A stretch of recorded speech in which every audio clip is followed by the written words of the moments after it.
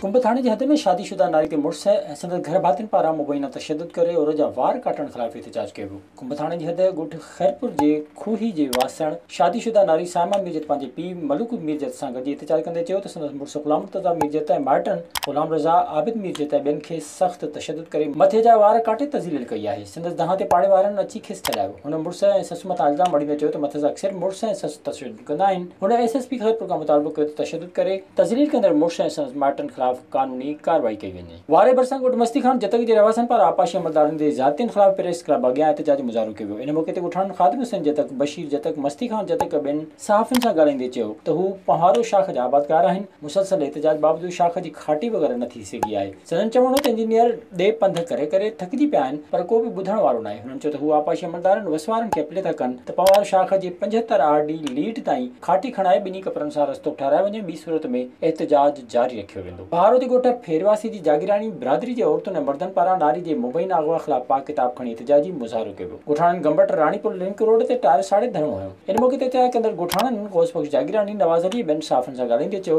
त 1 महीनो अॻु जवाबदार ज़ाहिद जागीरानी, लतीफ़ जागीरानी हथियारनि जे ज़ोर ते बशीरा ख़ातून खे अगवा करे विया, जंहिंजो केस बहारो थाणे ते दाख़िल कयो आहे। पुलिस केस दाख़िल हुजण बावजूदि अगवा थियल नारी खे बाज़ियाब नाहे करायो। हुननि IG सिंध, DIG सखर ऐं SSP खैरपुर खां मुतालबो कयो त मामले जो नोटिस वठी अगवा थियल नारी खे बाज़ियाब कराए तहफ़्फ़ुज़ ॾिनो वञे। नओं धमालो में पाणी जी खोट ख़िलाफ़ आबादगारनि पारां एहतजाज कयो वियो। आबादकार नसीर केनाल जे कपिड़े मोरी खां नओं दंबाल रेगुलेटर ताईं हर वाटर कोर्स जे मोगे ते टेंट हणी वेही रहिया। इन मौक़े ते आबादगारनि ख़ान मोहम्मद गिचकोरी, सुल्तान चांग ऐं ॿियनि सहाफ़ियुनि खे ॿुधायो त सुप्रीम कोर्ट पारां पुछड़ी जे आबादगारनि ते वाराबंदी ख़तमु कई वई आहे पर काल्ह हुननि खे वाराबंदी जा नोटिस ॾेई हुन जा फसल सुकाइण जी साज़िश सिटी वई आहे। हुननि जो त संदन वाटर कोर्सनि जी माप अॻु में ई घटि आहे ऐं हाणे मुकमल पाणी बंदि करणु चाहिनि था। ॿिए पासे SDO ज़ुल्फ़िकार लाशर सां राब्तो करण ते हुन ॿुधायो त हुननि पारां का बि वाराबंदी न मढ़ी वई आहे। हू सरकार जे पॉलिसी मुताबिक़ हली रहिया आहिनि। विज़िट कयो अवामी आवाज़ मीडिया ग्रुप जी वेबसाइट awamiawaz.pk।